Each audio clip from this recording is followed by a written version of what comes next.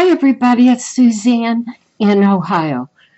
I'm right back with another video um, following up. The last video I posted, I think on the 3rd, was about my 3 new bird kits.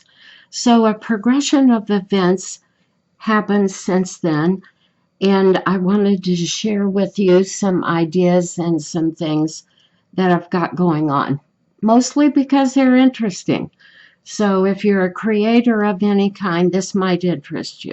It involves fabric arts and painting. So here we go. Well, what you see in front of you is something I've been painting on. It's a piece of fabric, and I've been painting it with Inktense. Now, what happened was my girlfriend wanted to learn to fabric collage, so I gave her one of my kits. And she took it home, and within a day had that fabric collage bird all done. And then the question arose, what is she supposed to do with it? She does want to cut it out as an applique and put it on a background. So that got us talking about all the possible backgrounds. And I covered some of those in my previous video. If you haven't watched that, you might want to go back and catch that. But I started thinking, well, I'm getting ready to stitch my samples, which here are the paper pictures of these 3 birds. These are just paper copies, and they haven't been stitched on yet, but they've all been fabric collaged. So where am I going to put them? Well, there's several background techniques that I've been wanting to explore for a few years now. I just haven't got around to it, but I did get around to it this week. So I went in my cabinet where I have all my stuff from the thrift store, and what I found was these things that I have been wanting to paint on. Now I'm really into painting right now because I've been watercoloring, and I want to show you some of those. But what I found was at the thrift store were they're supposed to be quilt blocks that are supposed to be thoroughly embroidered. Whoop, the camera doesn't want to focus because it's all white. Let me move this. So these things are printed with a little blue dot right on this fabric, and you're supposed to embroider right over all these lines. So I thought, I have always wanted to see if I could paint these and then maybe partially embroider them and add to them. So I started this, the daisy one, and I had to do a little trial and error to make sure that my Inktense was going to work on this particular fabric. I've painted on lots of fabric before, but you never know what the ingredient in the fabric you're using. You never know what it really is. So you wouldn't want to get a piece of fabric with so much sizing in it that it wouldn't accept the paint. But nonetheless, here we go. So I started painting this, and I thought, oh, okay, I like this so far. This would be a great background. And what I envisioned on that background was a goldfinch because of the gold in the center of the daisies. Now, here's a paper print of one of my other kits. This is just the foundation of the bird, and he's not, I would cut out different pieces of fabric and apply them on there and stitch it, and then he would be fabric collaged. And so I thought, yep, he'll look good if I use the right shades of yellow. He'll look good on this setting. So I thought, well, I'll embroider the first daisy and the first set of leaves to sort of bring them to the front and make them pop out. And then my thought was, around all these little blue dots where the daisy is, I'll cover that up with a white gel pen. Well, I tried it and it didn't work. Then I tried Dr. Martin's, and that did not work. So I have no choice but to go ahead and at least embroider all the daisies, which I have done this one right here in the middle. You probably can't hardly see it on camera. So this will be my background for, now that it's daisies, I'll have to do a little goldfinch. Well, then my girlfriend started asking me, well, what else can I do? Blah, blah, blah. I tried to give her some ideas, and she's very, very creative all by herself. So I have no problem. She'll come up with something that she likes. But I started thinking about mine. When this piece is finished, here's what I'm going to do, I believe. Now, I've got little tidbits, pieces, and parts of all kinds of things that I have made through the years, and I happen to have these applique mushrooms. I've made them out of batiks, and I just did them on the sewing machine. I'll bet I made 150 of them. Sold many of them on Etsy, and I still have quite a few. And every now and then, they're just exactly what I need.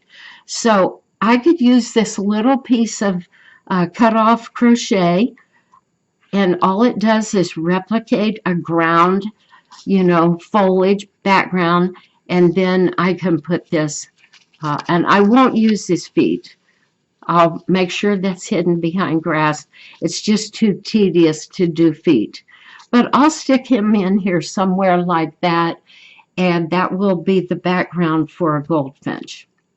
So how I got here to the painting part of it is I'm into painting right now. That's exactly what me and my group have been meeting together for almost 14 weeks now, and we're all watercoloring.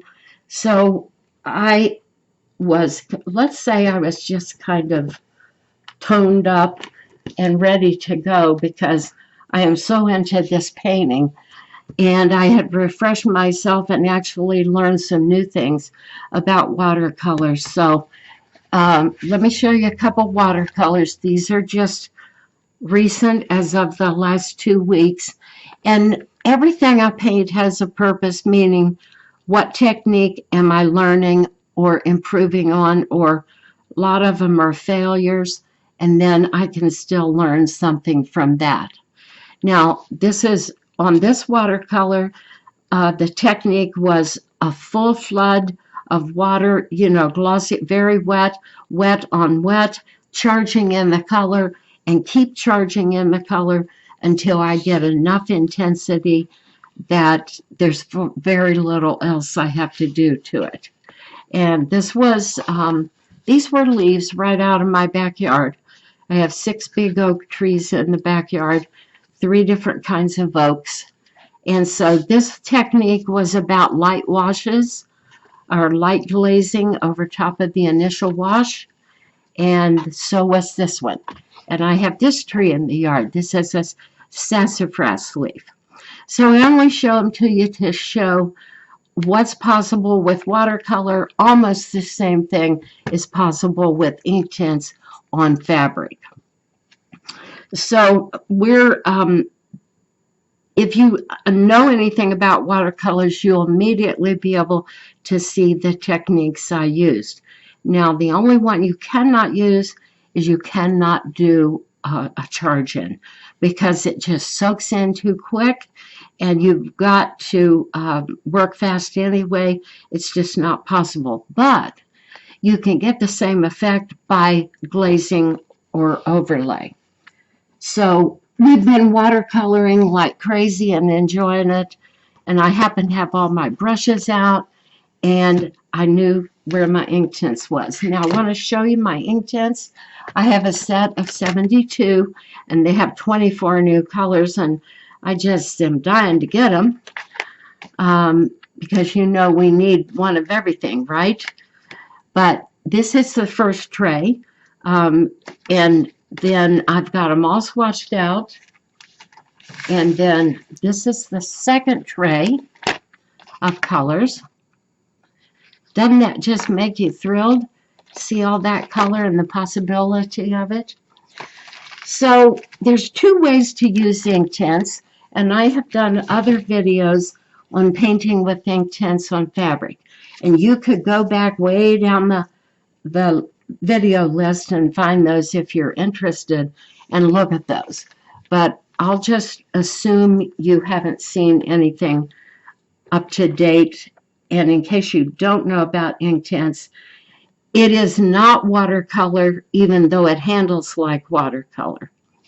It is, some sources say it is ink. Other sources say it is not.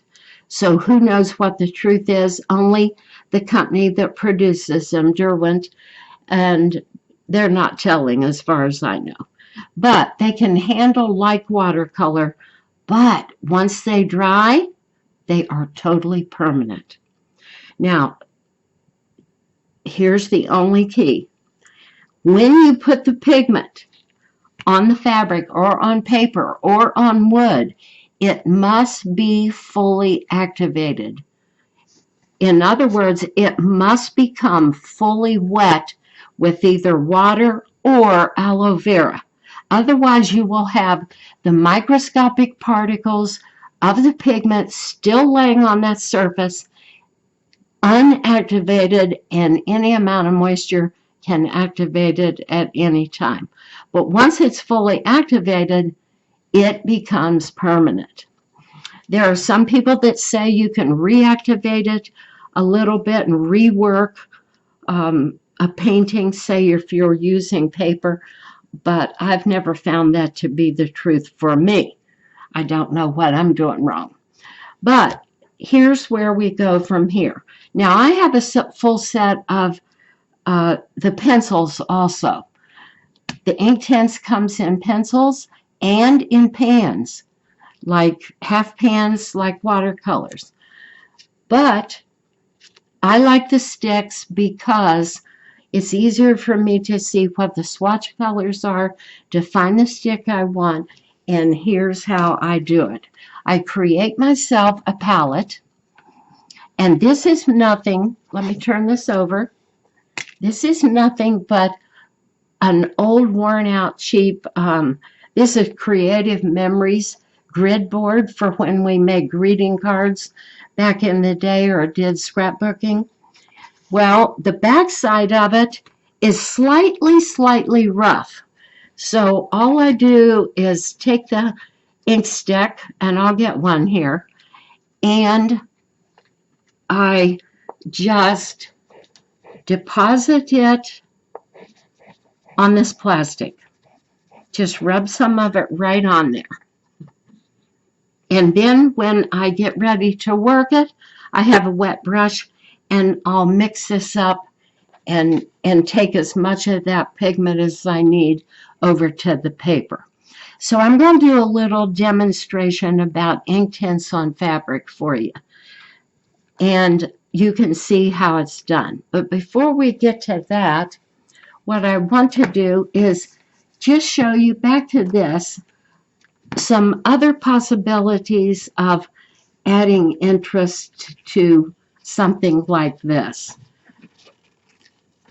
Maybe I didn't bring out everything, but daisies are in the spring, and so is this robin. And even though I don't like him, I intended to throw him away and paint another one because I did him with, what did I do him with? He's watercolor, and I scanned him and I printed him on fabric, but the fabric I printed him on was very poor quality, and he almost turned glassy looking, like you can see through him. And there wasn't anything I could do for it. Here's another one, but doesn't that robin look just exactly like he fits right there because it is spring? And let me bring back that little piece of crochet. And I would shred this up a little bit, this piece of crochet. It has the right color tones in it, but it's too neat looking right now. But I could also add in those mushrooms So the mushrooms, the robin, the daisies in the background, and you could end up with a really, really interesting wall art piece or whatever you want to do with it. You could actually make the front of a tote bag or just anything that you want. Um, so that's as much to say about that. You'll see how I got the ink on here because I'm going to show you right here on this sample. Now this camera does not want to focus because everything looks white. So I'm just going to lay that cardinal there so the camera will know what to do. All right, so what I did this morning to play around, with this idea is I just sketched out an oak leaf, and what I used was the Frixion pen, and I don't know if you can see that or not, but it's made by Pilot. You can buy them in any stationery school supply office section, and they don't advertise as a disappearing pen. But what the quilters learned many years ago is because it is an erasable pen, it's the heat from the rubbing that disappears the mark. So if you run a warm iron over this, these marks will completely disappear. So I sketched on an acorn and an oak leaf, and I went ahead and did the acorn because I had not painted on this particular piece of fabric before, and I wanted to make sure it wasn't going to bleed. And it did not. Now I left the color tones kind of light and delicate on purpose. I could go over them again if I wanted more intense color. But my goal is to embroidery around it and add the pop of color with the embroidery thread.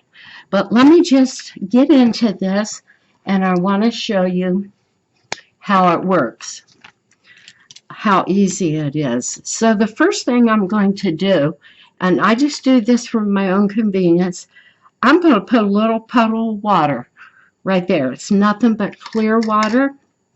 And that way I can come right over here and re-wet my brush without dipping it into my cup and flooding my bristles. Now I have to push this off to the side for a minute, but I'll bring it back when I start melting the fabric or the paint pigment. I want you to see that. Now in watercolor, if we're laying down a wash, we're doing what's called mapping in our first layer of color. If it's a large area, most of the time you wet it with water. So what I did, and my brush is a little bit dirty, so I don't know if you can see that or not, but I just put some splotches of water, and not all of it all at once because I know I can't get to it all at once. And just to soften and open up the fibers of the fabric. Now the principle of watercolor is you start with the lightest color first, and I'm going to do a very light oak leaf. So I'm going to come over here to my palette, and like I told you, I would get some water, and then let's just dampen one of these colors, this gold. And I'll get some more water, and then because I want to keep it light, but not so light that it's going to disappear. So all I'm going to do is just paint this right on the fabric. Go back and get some more paint. And really, at this stage, just watch the tips of your brush. Just make sure you're in the perimeter. But in this case, because my lines are going to disappear when I run the iron over them, it doesn't matter if I go outside those lines because they don't have to be my permanent line. And there's a little bristle out of my brush. And so just watch for a minute how beautifully these colors. Now I can coax them to kind of move around slightly, but nothing like watercolor. Now, that fabric is fairly wet, and you can see that parts of it are brighter than others, but Inktense will dry lighter, the same thing that watercolor does. Watercolor dries lighter. Now, I want to come over here to this thumb of the oak leaf, but I want to graduate it into another color. So I've got plenty of water on my fabric. I'm just going to come over here and pick up another color, and then I'm going to paint.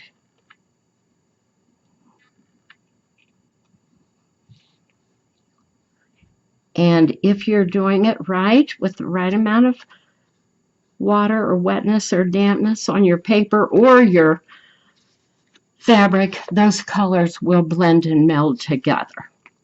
So now I'm going to work down this side of the leaf. So what I want to do is dampen, put some moisture on there, give it a second to be soaking in. You know, fabric has sizing in it, and that kind of resists water. Now I can put, I'm going way over here on my palette where the greens are. You won't be able to see them, but I'm just going to pick up a little bit of green and use this sparingly because this leaf is already turning, but we'll imagine that it still has a remnant of chlorophyll in it.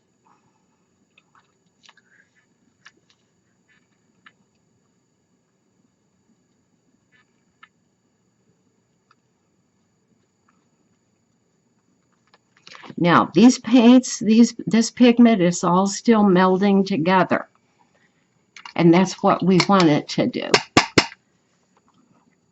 So I'm coming over here and picking up a little bit of red,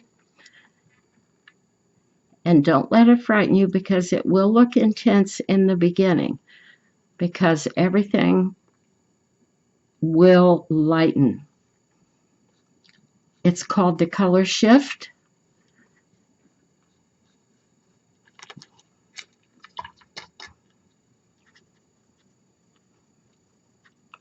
And then I have a very dark burgundy color here, almost on the verge of brown.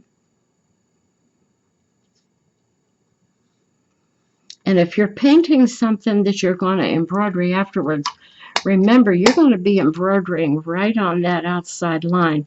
So if you have a tiny little place that isn't quite right, don't worry about it. So let's charge in, even though it's not really charging in, but let's get this other color in here and give it time to melt in with this darker color.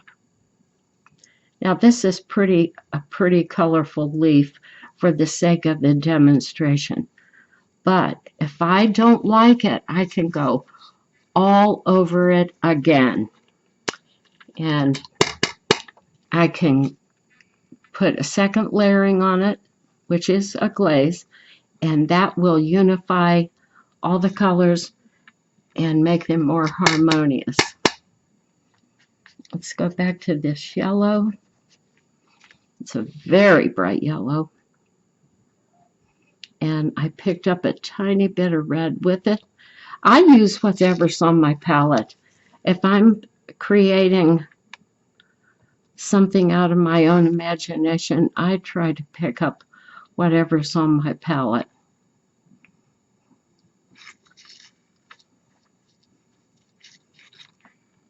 And this beautiful color will just pop right before your eyes.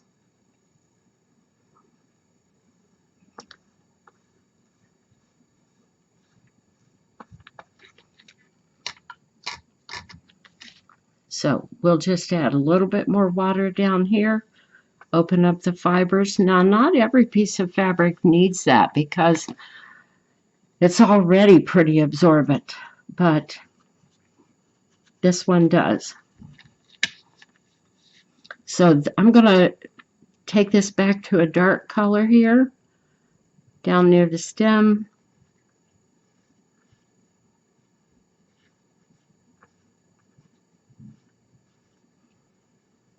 Leave a little bit of lightness in there to denote the vein. Not that it matters. Anything that you do is good. Now, I'll admit to you, it's hard to paint and talk. These girls that teach watercolor on YouTube just amaze me, because my sister and I were talking the other day, laughing because we have to concentrate and hold our breath because we're still learning and we're trying to remember everything all at once. So everything has one layer on it. Now, where do I want to take this leaf? Do I want to mute it down a little bit or take it something a little bit darker? Or, I mean, brighter. So it's either mute it or sharpen it, one of the two. And I don't know. This is just a practice for the sake of showing you how to do it. But I'm thinking I would like to put a gold, almost a brownie gold, all over top of everything. Now, I could easily be ruining this while I'm thinking this, but why don't we just do it for the sake of trying? So over here on my palette, if you can see the edge of it, I've got a very light brown. I believe that's called bark. And I've got this very milky, kind of dusty gold. So we'll try both of those.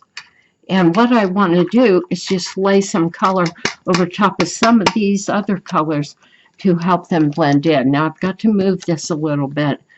You might not be able to see what I'm doing, but we'll melt that. You can see it melting. Very thin is all I need. And I don't need to put it everywhere. Paint until it looks good to you. You know, paint until it looks right.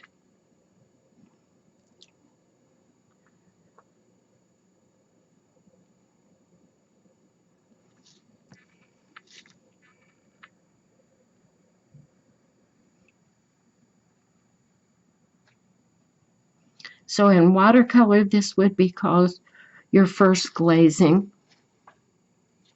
And what I would like to do here is use this first glazing to denote the veins, which in effect I'm negative painting.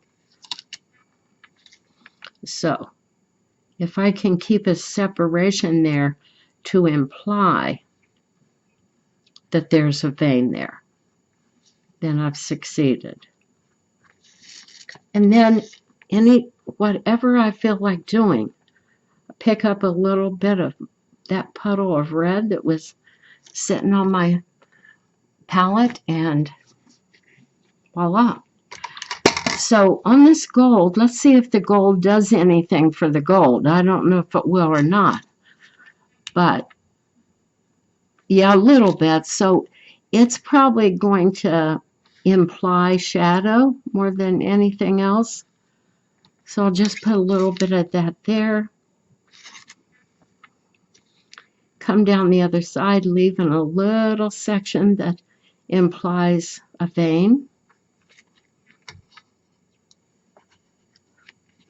And let's go ahead and put this over this orange, and it will help integrate it into the whole leaf. Now, in watercolor paints and this, what you have to be aware of is turning it to mud. If you layer the wrong color over the wrong color, depending on what the pigment makeup is, you're making mud or brown, because mixing all three primary colors makes brown. So if you mix too many things, work it too much, you're making mud. And I have a kitty cat here who's being very bad. So if you hear him, That's what he's doing. So I want some more brown. So let's do this for the sake of you seeing it. I don't want to get out another brown stick, but red, yellow, and blue make brown. And I've got some blue over here. I'm going to bring it over here, put it in with this red, and put some yellow. And that should make brown. Technically it does. But browns can be bluish brown, grayish brown, greenish brown. Doesn't, just depends. But a nice dark color. And I like that. And it's made up of all the pigments that I've already used, so there should be color harmony in there. And what I want to do is just darken a few spots on this leaf to kind of denote deterioration and just to give it some contrast and interest. I watch the professional artists, and they're always saying, make it more interesting, make it more interesting. And contrast makes it more interesting. So there's certain parts of this leaf that will look like it's already deteriorating and dying.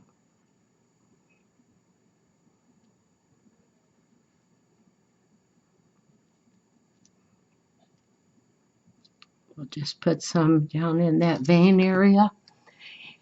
And when you're working on something, give it time to meld together, give it time to dry, experience the color shifts, see what's happening, and everything goes through the so-called ugly stage. So it will look far better in a half an hour than it does right now. My job right now is to determine, or to keep that in mind, and determine what else do I want to add to this leaf right now while it's still wet. Not that I can't come back with a wet on dry, but if I add it right now, it would be much easier. So I'm going to add a tiny bit of this. And this cat is trying to climb up on my lap. So all my friends, if you're watching this, you know who I mean. Mr. Remington Steele. And he's purring. Huh. Okay, so I've got a definite line in there. And all I want to do is soften that. So I'm going to add a little bit more pigment over here. And that'll meld together. Don't get too obsessive compulsive about all the details too quick. Details come last. And in this case, the last details will come with the embroidery thread. So here's my acorn, here's my leaf. Look how much brighter that looks. But when that's thoroughly dry, it will have this soft, diffused look to it. So there you go. That's how I ended up getting into the Inktense today and painting that background for the daisy. Now I'm going to move that out of the way for a minute. I forgot to show you one more little element. I was just going through a box of stuff to see what I had. Lo and behold, I have this that I did in Inktense pencils many years ago. And I'm going to cut it out, sort of rough cut, and I'm going to nestle it somewhere here in this composition if I can make it work. If not, it can go on something else. All right, I thank you for watching, and I hope that you enjoyed this. There's no end to creativity, and the more tools we have, the more things we can create, and the more fun I'm telling you, it's just, isn't it wonderful therapy? And I absolutely love being able to make something out of nothing. And that's the by quotation on my Etsy site and on YouTube. Something from almost nothing. So this quilt block probably, what is $1 divided by 6? That's what it cost me, less than 20 cents. And then I do have my investment in my paints. Those will last the rest of my life.